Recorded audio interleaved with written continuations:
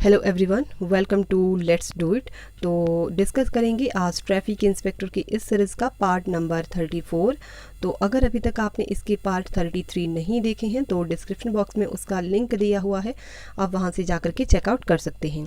देखिए, बात करें इस ट्रैफिक इंस्पेक्टर की इस सीरीज़ की, तो अगर आप HPSSC के रिगार्डिंग किसी भी एग्ज़ाम की प्रेपरेशन कर रहे हो तो उसके लिए सीरीज़ काफ़ी ज़्यादा हेल्पफुल हो जाएगी, क्योंकि हम यहाँ पर जो है HPSSC के प्रीवियस ईयर क्वेश्चन पेपर को डिस्कस कर रहे हैं। तो ट्रैफिक इंस्पेक्टर एग्ज़ाम के लिए तो ये सीरीज़ हेल्पफुल होने ही वाली है, पर इसके साथ में अगर आप किसी और एग्ज़ाम की प्रेपरेशन भी कर रहे हो तो उसमें भी ये जो HPSSC previous year question paper की सीरीज़ है तो इसीलिए काफ़ी ज़्यादा हेल्पफुल हो जाएगी। तो चलिए स्टार्ट करते हैं।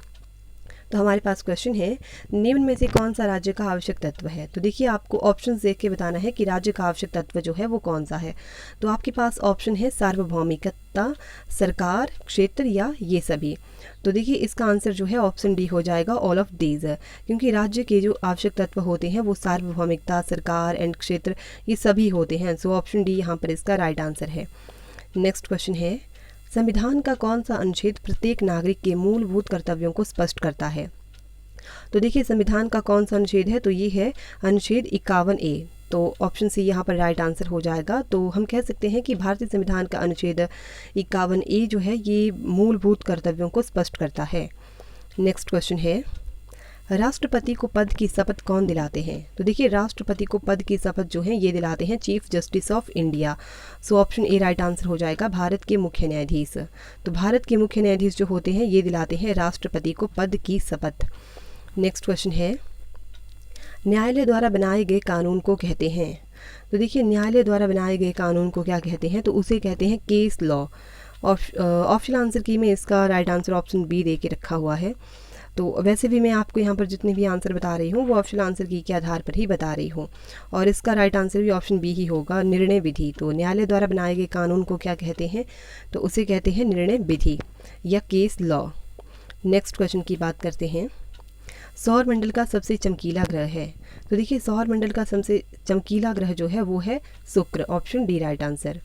नेक्स्ट क्वेश्चन है, वायुमंडल का सबसे गर्म स्तर कौन सा है। तो देखिए, वायुमंडल का जो सबसे गर्म स्तर है वो है थर्मोस्फीयर।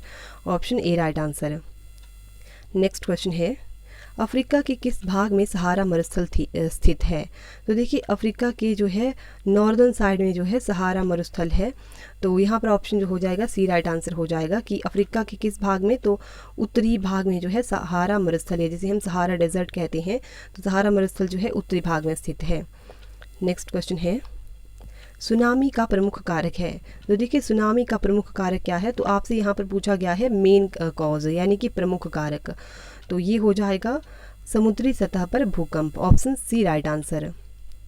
नेक्स्ट क्वेश्चन है, निम्न में से कौन सी महत्वपूर्ण ग्रीन हाउस गैस है। तो आपको बताना है कि इनमें से ऑप्शंस देख के आपको बताना है कि इनमें से कौन सी जो है वो महत्वपूर्ण ग्रीन हाउस गैस है। तो देखिए, ये हो जाएगा carbon dioxide. So option A हो जाएगा यहाँ पर राइट आंसर।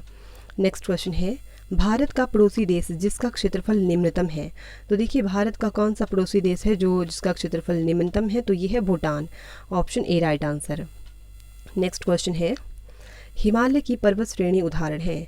तो देखिए, हिमालय की जो पर्वत श्रेणियां हैं ये किसका उदाहरण है, ये है फोल्ड माउंटेन का example. Option D right answer, वलित पर्वत। नेक्स्ट क्वेश्चन है, गोदावरी नदी का उद्गम बिंदु या उद्भव स्थान है। तो आपको बताना है कि गोदावरी नदी जो है ये कहाँ से निकलती है, तो ये निकलती है नासिक से, नासिक के त्र्यंबकम नामक स्थान से, जो कि कहाँ पर है, महाराष्ट्र में। So option A right answer. Next question की बात करते हैं, भारत का सबसे ज़्यादा कॉफ़ी का उत्पादन करने वाला राज्य है। तो देखिए, आपको बताना है कि भारत का सबसे ज़्यादा कॉफ़ी का उत्पादन करने वाला राज्य कौन सा है। तो इस क्वेश्चन का आंसर जो है आप मुझे बताएंगे कमेंट सेक्शन में। तो यहाँ पर मैं आपको इसका आंसर नहीं बताऊँगी, नेक्स्ट वीडियो में मैं आपको इसका आंसर बताऊँगी। तो चलिए नेक्स्ट क्वेश्चन की बात करते हैं, किस राज्य में बांदीपुर राष्ट्रीय उद्यान स्थित है। तो देखिए, बांदीपुर राष्ट्रीय उद्यान जो है ये कहाँ पर है, ये है कर्नाटका में। ऑप्शन हो जाएगा D right answer. Next question है, राजस्थान में परमाणु शक्ति स्टेशन अवस्थित है। तो देखिए, राजस्थान में परमाणु शक्ति स्टेशन जो है ये है रावतभाटा में। Option D C right answer. Next question है, शब्द शब्द जो है लाइसेंस फेयर संबंधित है। तो लाइसेंस फेयर को हम कहते हैं अहस्तक्षेप।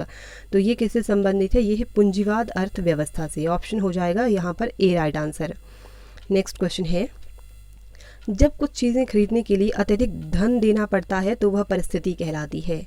तो देखिए क्वेश्चन में पूछा गया है कि जब आपको कुछ चीज़ें खरीदनी हो, कुछ एक चीज़ें खरीदनी हो और उसके लिए आपको बहुत ज़्यादा पैसा देना पड़े, तो ऐसी जो परिस्थिति होती है, ऐसी जो सिचुएशन होती है, उसे हम क्या कहते हैं? तो ऐसी सिचुएशन को हम कहते हैं अवस्थिति। Option A right answer. Next question की बात करते हैं, एसबीआई को पहले इस नाम से जाना जाता था। तो एसबीआई को पहले किस नाम से जाना जाता था? इसे जो था पहले कोऑपरेटिव बैंक ऑफ इंडिया के नाम से जाना जाता था। So option A right answer. Next question, राजकोषीय नीति संबंधित है। तो देखिए राजकोषीय नीति जो है ये किससे संबंधित है? तो ये संबंधित है पब्लिक रिवेन्यू से, लोक राजस्व से। ऑप्शन यहाँ पर ए इसका राइट ऑप्शन जो है डी इसका राइट आंसर है। लोक राजस्व भी और लोक खर्च और ऋण भी। सो ऑप्शन यहाँ पर डी इसका राइट आंसर हो जाएगा। नेक्स्ट क्वेश्चन है, निम्न में से कौन सा कवकीय रोग है? तो कौन सा कवकीय रोग है? तो ये ऑप्शन डी हो जाएगा, none of these. Next question, प्रकाश संश्लेषण में कौन सा प्रकाश सबसे कम प्रभावी है? तो देखिए प्रकाश संश्लेषण में जो है वो कौन सा प्रकाश जो है सबसे कम प्रभावी होता है? तो ये होता है हरा प्रकाश। ऑप्शन यहाँ पर इसका बी राइट आंसर है। नेक्स्ट क्वेश्चन है, यहाँ पर हमारा नेक्स्ट क्वेश्चन है, इंसुलिन का एक प्रकार का है। तो इंसुलिन क्या है? तो इंसुलिन है एक enzyme. Option C right answer. Next question है, कौन सी तरंगें निर्वात में प्रसारित नहीं होती हैं? तो देखिए कौन सी तरंगें हैं जो निर्वात में प्रसारित नहीं होती हैं? तो ये होती हैं साउंड वेव्स, ध्वनि तरंगे। नेक्स्ट क्वेश्चन है, परमाणु बम आधारित है। तो देखिए ये वाला जो क्वेश्चन है ना, इससे हमने अपनी प्रीवियस वीडियोस में मुझे लगता है कि कम से कम हमने इस क्वेश्चन को 4 या 5 बार डिस्कस करके रखा हुआ है और ये क्वेश्चन हमेशा रिपीटेड होता है और यही वाला सेम क्वेश्चन होता है और सेम ऑप्शंस होती हैं। तो इसका आंसर यहाँ पर हो जाएगा नाभिकीय संलयन। तो परमाणु बम आधारित होता है नाभिकीय संलयन पर। तो एक तो इन क्वेश्चंस को देखने से ये पता चल जाता है कि HPSSC जो है मैक्सिमम क्वेश्चन ऐसे होते हैं जो रिपीटेड होते हैं और मैक्सिमम टॉपिक्स ऐसे होते हैं HPSSC के जो जिनसे वो हमेशा क्वेश्चन पूछता है। जैसे कि आप हिस्ट्री को ले लें, हिस्ट्री सेक्शन को, तो हिस्ट्री सेक्शन में जो है तो सिंधु घाटी सभ्यता हो गई, फिर मौर्य काल हो गया, मुगल काल हो गया और मराठा साम्राज्य। तो इनसे रिलेटेड आपको क्वेश्चन हमेशा देखने को मिल ही जाएंगे। सो नेक्स्ट क्वेश्चन की बात करते हैं। तो नेक्स्ट जो है ये है हमारा रीजनिंग का क्वेश्चन। तो देखिए इस क्वेश्चन की अगर हम बात करें कि ये कैसे होगा, तो देखिए यहाँ पर जैसे ए है, ए में अगर हम +5 कर देते हैं ना तो एफ आ जाता है और एफ में अगर हम +5 कर दें तो के आ जाएगा, के में +5 करें तो पी और पी में +5 कर दें तो यू आ जाएगा। उसी तरह से सी में अगर हम +5 कर देते हैं तो एच आ जाएगा और एच में अगर हम +5 करेंगे तो एम, एम में +5 तो आर और आर में +5 करेंगे तो आ जाएगा डब्ल्यू। सो इसी तरह से ऑप्शन हो जाएगा सी इसका राइट आंसर। नेक्स्ट क्वेश्चन है, डी बी का पिता है, यानी कि डी बी का पिता है, बी सी की भाभी है और ए की बेटी है। और तो ए और डी कैसे संबंधित है? तो देखिए ए और डी कैसे संबंधित हैं, तो ये हो जाएगा ऑप्शन डी। ऑप्शन डी यहाँ पर इसका राइट आंसर हो जाएगा। तो क्वेश्चन को आपको इंग्लिश में भी देख लेना है, क्योंकि अगर ऐसे देखें ए और डी कैसे संबंधित हैं तो ए और डी तो हो जाएंगे कि पति पत्नी संबंधित है, लेकिन अगर आप इंग्लिश में देखोगे कि how is A related to D, तो ए जो है वो डी से कैसे संबंध रखती है, तो ए जो है तो डी जो है यहाँ पर पति है और ए जो है तो पत्नी है। नेक्स्ट क्वेश्चन है, हिमाचल प्रदेश के किस ज़िले में सबसे अधिक औद्योगिक इकाइयां हैं? देखिए ये वाला क्वेश्चन जो है ना हमेशा इसी फॉर्म में पूछा जाता है और हमेशा ऑप्शंस ऐसे ही रहती हैं और इसका हमेशा आंसर HPSSC देता है कांगड़ा। और आप में से मैक्सिमम लोग बोलते हो कि इसका आंसर जो है कांगड़ा नहीं होना चाहिए और होना चाहिए सोलन। तो देखिए कांगड़ा में जो है स्मॉल स्केल में इंडस्ट्रीज़ जो हैं वो बहुत ज़्यादा हैं, तो इसीलिए इसका आंसर है कांगड़ा। कांगड़ा में जो है तो औद्योगिक इकाइयाँ बहुत ज़्यादा हैं, बेशक छोटी छोटी हैं लेकिन हैं बहुत ज़्यादा, तो इसीलिए ऑप्शन सी यहाँ पर इसका राइट आंसर है। नेक्स्ट क्वेश्चन है, जवाहरलाल नेहरू बांध किस बांध को पुनर्जीवित भारत का नया मंदिर बताया गया था? तो देखिए ये तो करंट अफेयर का क्वेश्चन है, उतना इंपॉर्टेंट तो नहीं रह जाता, बट इसका आंसर बता देती हूँ, ऑप्शन बी भाखड़ा नांगल बांध। नेक्स्ट क्वेश्चन है, देखिए करंट अफेयर का क्वेश्चन तो नहीं था, सॉरी, लेकिन इस क्वेश्चन को फिर से डिस्कस कर लेते हैं। जवाहरलाल नेहरू द्वारा किस बांध को पुनर्जीवित भारत का नया मंदिर बताया गया था? तो ये बताया गया था भाखड़ा नांगल बांध को। ऑप्शन यहाँ पर बी राइट आंसर है। नेक्स्ट क्वेश्चन है, हिमाचल प्रदेश के कौन से ज़िले में अवाह देवी मंदिर स्थित है? तो देखिए अवाह देवी मंदिर जो है ये कहाँ पर है? ये है हमीरपुर में। ऑप्शन यहाँ पर ए राइट आंसर है। नेक्स्ट क्वेश्चन है, किन्नर लोक साहित्य पुस्तक किसने लिखी है?